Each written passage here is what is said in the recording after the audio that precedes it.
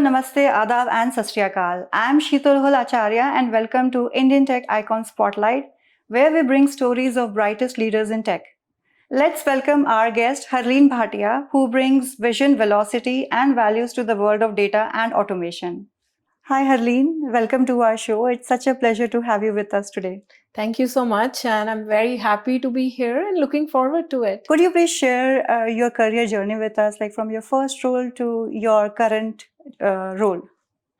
I joined Infosys in 2004, and my job was a developer. I was working as a mainframe developer at that time, and my journey has been just running. I think for the first 15 years, I never thought where it was going, what was happening. The career just happened. I was a developer. Very soon, I went to UK to work for Royal Bank of Scotland.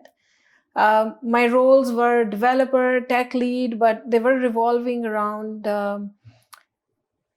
just mainframes, the older systems which were developed in 60s. But what we learned there was the basics. So that helped us, or at least that helped me, understand the values and how the core of software works. And after joining Canadian Pacific in my current role, in last 10 years, I have been just moving roles from a tech lead. I moved on as a manager from mainframes. I moved on to managing testing automation. I had integration teams. I had strategies teams. I had teams that were working or supporting vulnerabilities. So it's been moving across, and last 5 years have been in data and automation, which has been quite exciting and interesting. That's a wonderful journey, Harleen. Thanks for sharing that with us. Talking about mainframe, now there is dearth of mainframe resources these days because everybody has moved up and upgraded. Now let's talk about your current role. What are your current roles and responsibilities, or how a usual workday looks like to you? My workday is meetings from start to end. But so I manage data teams and automation teams, two very different portfolios, yet connected in a way that both are servicing the business. So in terms of data, I think it's every day, what are you learning from it? The amount data, as they say, is the new gold, and the amount of gold that's flowing in, which has to be carved into right kind of information, is what my team does. And my role mostly involves in making sure that we pick the priorities right, the direction given to the team, they understand what they have to do, than just going and drowning in that pot of gold, I would say. And same goes in for automation. When working on for automation, we really have to work on, is this the right thing to do?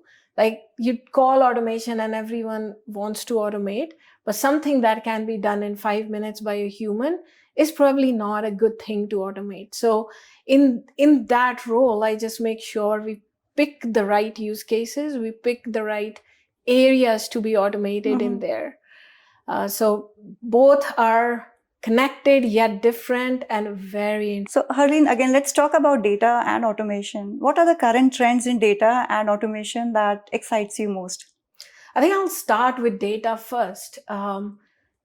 With the emergence of AI, the value of data has become immensely high than what it is before. And the fact that we have to have right data to feed in, to train the AI models we have, becomes even more crucial. And where automation comes into play is use automation to gather the data. And that's what connects the two together and makes your data more reliable. If just picking an hypothetical example, say I want to see when the teachers in a school reach the school or start their classes in the morning. But imagine a fact where a teacher is doing a manual time entry just to make sure every day the teacher is on time or the class starts on time. They might be doing something manual, manipulating the data. That will not work with AI at all. The results we will get is garbage.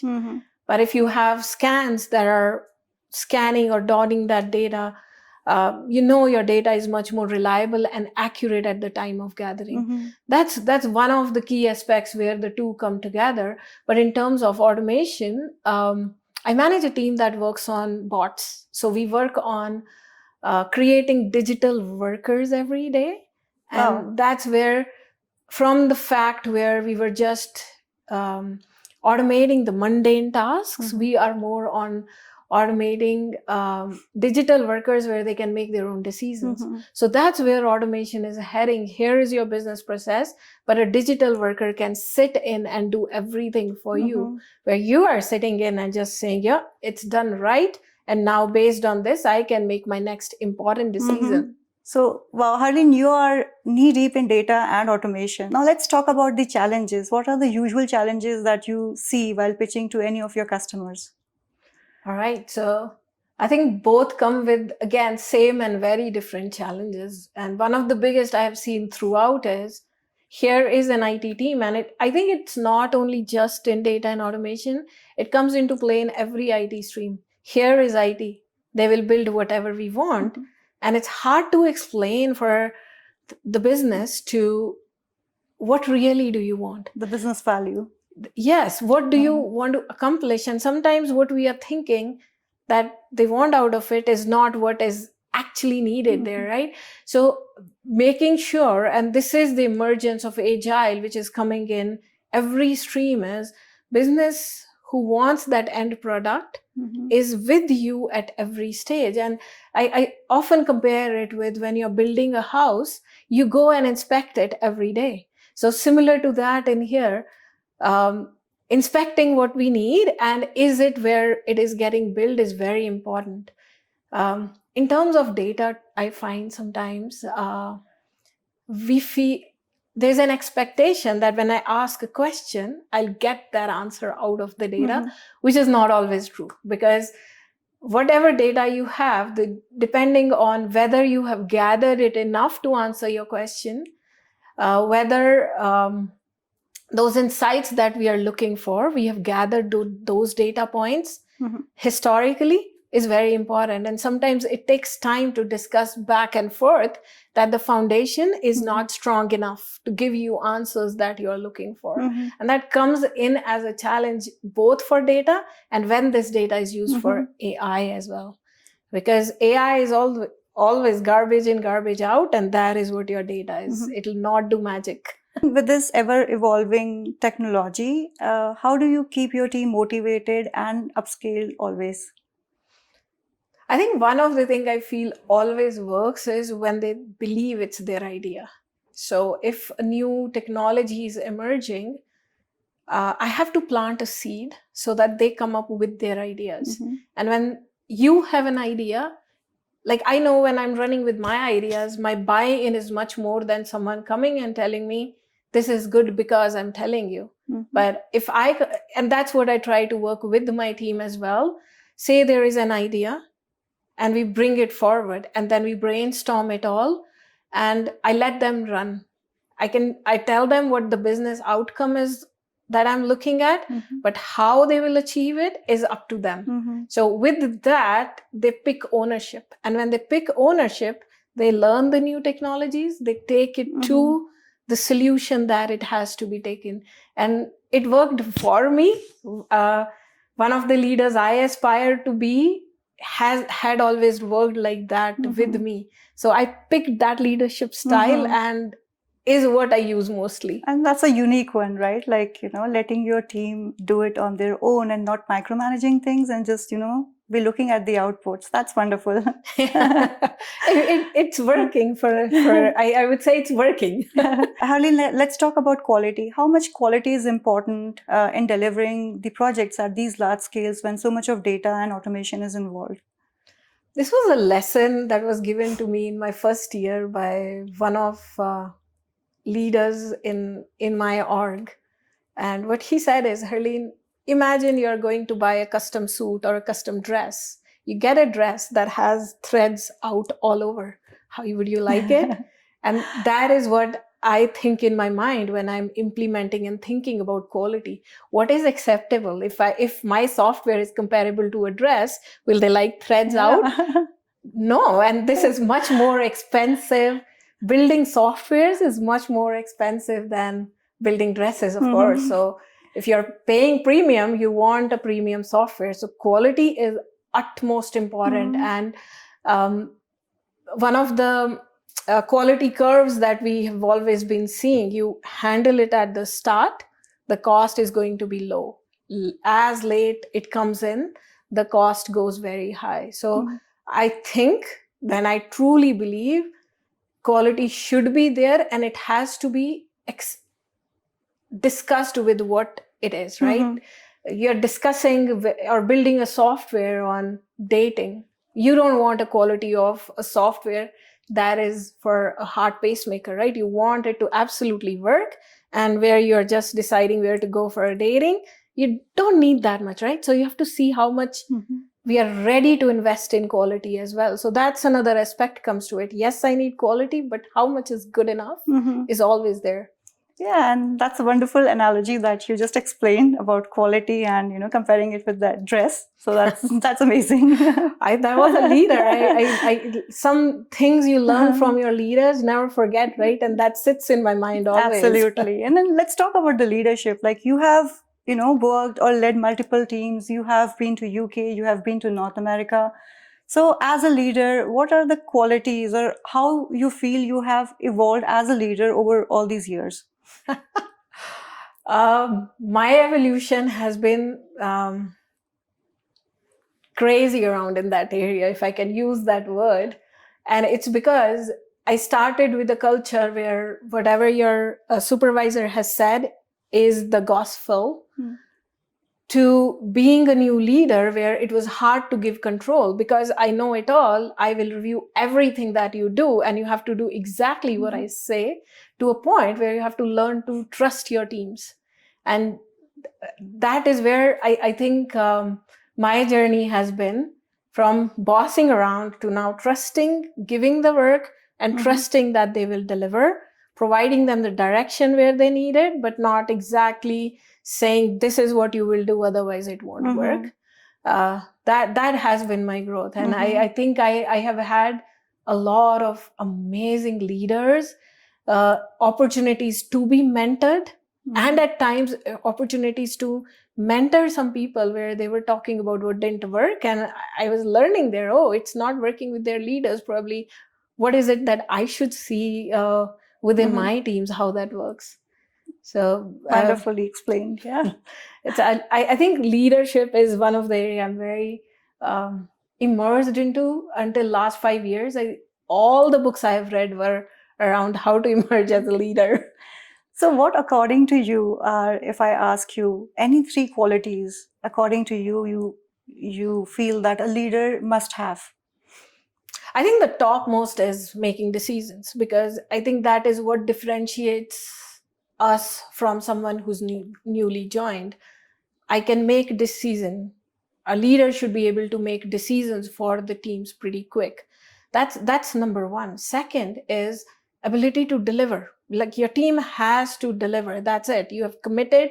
You have to provide the directions, carve the way, cut any obstacles they have on their path to make it happen. And the third one, in my view, would be to keep your team motivated, skilled, and constantly evolving with the market. Because I think if you have to succeed, in my view, that is a team that'll make you succeed as well, selfishly, right? So we all grow together there then. Again, I mean, those are all 3 strong qualities the leader should have. You talked about decision making. So what's your approach for decision making? I think I look at the data points and the risks associated with the decision that we are making, and time of not making a timely decision. So at a point, something might happen, and it's like your decision is needed right away, but data is not enough. So just assessing on what can go wrong if the decision is wrong. Sometimes you have to understand all the pros and cons while making a decision. Sometimes the timing is so important that you have to take a risk, like just make the decision there. Time is of a sense, go ahead. And maybe there is an opportunity to revert it later if it's not right. That's a deep thought, making timely decisions. Let's talk about the qualities in your team members. We talked about qualities in a leader. Mhm. Now, if you have to, pick your team, other than the technical skill sets, what values you would look for in your team members? Um, I would say I never pick a team that is full of superstars. And the reason I say is I need people who can work together. So the top skill for me is harmony, which is like you have to be able to work with the people who are as skilled as you. You have to be able to work with the people who are not as skilled and might not need a little bit of time. So that collaboration, the culture of supporting each other, and like when I pick teams, one of the things I say is we are all rowing together. Even if one person starts rowing in the other direction, slow us down. So they must have understanding of each other in the team. They must have understanding of me, how to manage me, and they should be there rather than competing with each other, supporting each other. And I feel there are enough opportunities, especially in IT, the way the markets are emerging, even the way IT is emerging within a given org. You don't have to compete with each other. Right. You can support each other and grow together. And for me, that is very important in a team. Harleen, you talked about, collaboration in the team and mentoring team members. So are you involved in any mentoring services outside of your work? It's not at this point outside of my work, but within my work, not within my team, I have a few mentees. And for the last few years, what I'm seeing is most of my mentees are either new moms, and possibly because I have come up as a new mom in the work culture as well, or there are females who want to grow.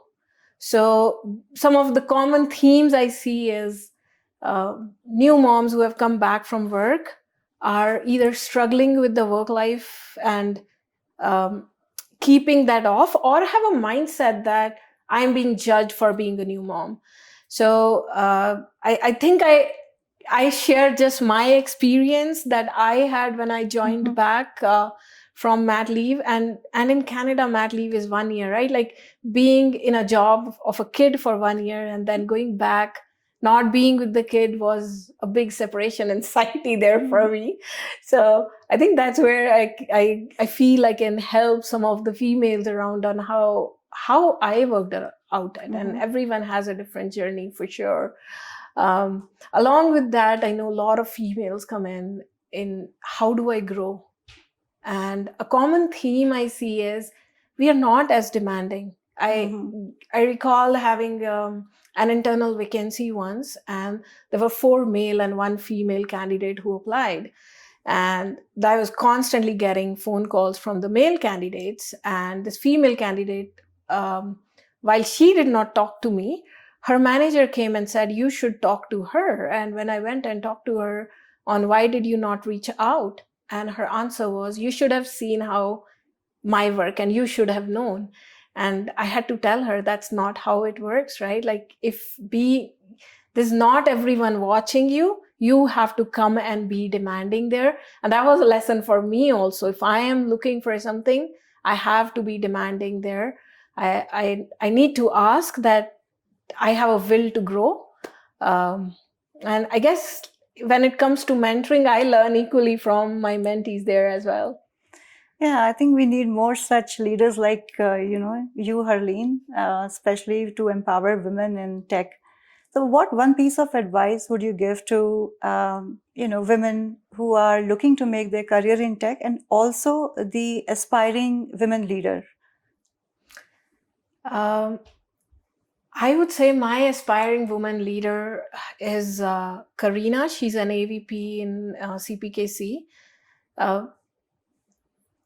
The thing I see is the grit she has. Like once she decides that she will get something done, she makes the environment around in such that it happens. So seeing her growth journey, seeing how she sits in and works around problems had been really great. And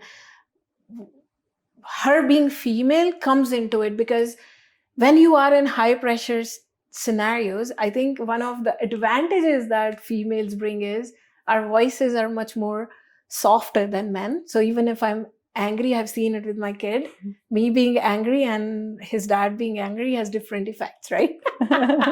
So that's an advantage we have to use to ourselves in high level or high pressure scenarios where we bring in the calm. And I think as females aspiring to grow, one thing is, don't let anything come in your way, in a sense that, like when I had my kid, I was seriously thinking that I need to take a demotion there. If you want to grow, don't think that, and you always have your family supporting, but ask away. Don't shy on asking where you need help. And working doesn't mean that you're not being truthful to your kids. They will understand, and when you give them time, they're happy. Yeah, I think that's the guilt I think most of the working moms they have. But I think kids are smarter these days, and definitely the family matters most. Yeah, they get very independent at times, right? Like, because they know there is not always someone who's going to put food in their mouths. Yeah. So the kids become very independent too. But I think its guilt is internal. It's not the demand of the kid there. Exactly. It's more of an internal guilt that we sit in with. So get over it. I think get over the guilt, and you can achieve same things as any man can. There is no difference. Especially tech, where you need brain power, I think women are very smart. So Harleen, let's talk a little bit about your early days. Let's talk about your hometown, your upbringing, and maybe if you would like to share anything about your parents and siblings. For sure, yeah. So I was born in a town called Sri Ganganagar. My parents were born there, and we are still living in the house where my dad was born. Wow. And I was born, all my sisters were born. So yeah, it was a small town. So I think what I would say is, when we were growing up, there were only 3 English medium schools. There were lots of schools where co-ed didn't exist. Learning how to be in a culture where there are boys and there are girls and they're same, that was a pretty different thing than where the culture is now, where we are now.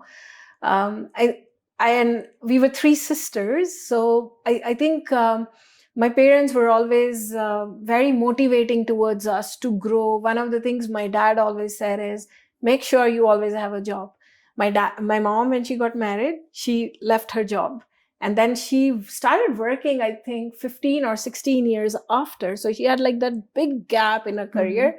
So my dad made sure, in every aspect, he said, not leaving the jobs, make sure that you work always. So I think that mindset always stayed, like, yes, we can work, whatever comes in there.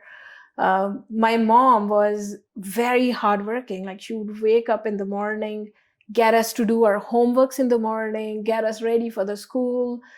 So that hard work, the not giving up, came from my dad. The hard work came from my mom. And my sisters, I am so close to them. And I feel like I always have friends around. I always have someone to talk to. And the fact that you can rely on your family came from how I was brought up. Having said that, I always laugh about this. I had to unlearn a lot of things, because when as a girl, you're growing in a small town, the lessons you get is be humble. And there's a line, right? Apne muh miyan mittu nahi bano. But if you have to grow in your career, you have to sell yourself. You have to sell your team. Absolutely. So it was like unlearning that being so humble and being so modest in life was hard. It's still very hard, because when you complete something really amazing at work, you have to go and present it, and then, like, am I praising myself and my team too much? But probably I have to do it. So that's a hard one that is coming to unlearn. But it's been amazing. I think my bringing up, I wouldn't have thought of it in any other way. Like that love I was surrounded by always. I think I have been lucky there. And even now, right now, the family I got after my marriage, not just my husband, even my in-laws, they have been so loving and so supportive all the time. Harleen, let's talk a bit about your, current family. I know your husband too has a demanding role like you have. So how do you both take out time for your family bonding? And you have a lovely son as well. So how do you both make sure that you spend time with him? All right. So I think when it comes to managing our times, we consider each other equal in the sense that we don't have a divided responsibility in the sense you do the cooking, you do the cleaning, or you go and bring groceries. Whoever has time at that day, on that time, we just do it, right? So making sure if other person is busy, if he's busy, I'll pick the slack. If I am busy, which is the case a lot of times, he picks the slack. And my kid's very demanding. So in terms of spending time with him, he makes sure we do that. With that, we know the things he loves to do, and we do it together with him. He loves to camp, he loves to hike, he loves to bike, and two of us do those things together. Having said that, we both have our little zones that he does just with us. He loves to go collecting bugs with his dad. So they both go for hikes together in that sense. I am learning music. So that's something two of us do it together. So I think it's important that we spend time with each other. Harleen, let's talk a bit about your college days, what you studied and what memories you still have from your college days. I think if there is one aspect of life I want to change is my college education. When I went into college, I knew nothing, right? Except for the fact that my dad said IT is an emerging field and you have to get into IT. I went in there. But given today, I would want to redo my entire education. It's not about getting marks. There is much more to education, which today it's there. In our times, it was not there. I think what I learned in college, again, we made a lot of good friends. We enjoyed college a lot. But am I using anything I learned in college? Possibly not. I don't think that education we got at that time is something I would want my kid to have. And I'm not downplaying the college that I was in. It was fine. It was just the culture on how we get into college, right? Oh, free now in the hostel, puri ash hai, jo marzi karo. So I feel the college is the time when we have to give it all. That is the time which is building our foundations, not only in just studying and getting marks, learning how to interact, learning. So if we are in computer science, and this is something my husband always says, if you are in computer science, take a marketing course along with it, something very different, yet it'll train you to talk, yet it'll train you to learn what someone is expecting out of you. So college, I think, should be that. Absolutely. And I'm completely aligned on those thoughts, Harleen. Yeah, so Harleen, we are almost, nearing the end of our lovely discussion that we're having. I wish I could have more with you. Probably we'll have that offline. But let's move on to our next segment, which is a rapid fire round. I'll be asking you some questions and I would be expecting some quick answers from you. Okay, I'll try my level best. No rush. I mean, you can take a couple of seconds to think. Okay. Are you ready? I think so. Okay, let's start. What's harder, building a platform or building a team? Building a team. Okay. One skill every future leader must have. Being humble. What's the boldest decision you have taken in your career? The boldest decision I have taken in my career possibly is to accept the role that I am in now. I went into a data team knowing nothing about data. Mhm. Okay, honest answer. If you had a superpower, what would it be? My superpower would be possibly to know what other person is thinking. I think that's what I would really want. A good one. One thing you can't start your day without. A cup of tea. Okay, much needed for everyone. What's your favorite app on your phone right now? LinkedIn Learning. Nice. If you had to give a TED talk tomorrow, what would you talk about? It would be about how to be a humble leader, I guess. Building teams, possibly. Okay, that's a nice answer. And the last question. What's one hobby you have always wanted to try but haven't yet? I wouldn't say haven't yet. I started learning piano. I suck at it, but I'm still doing it. Awesome.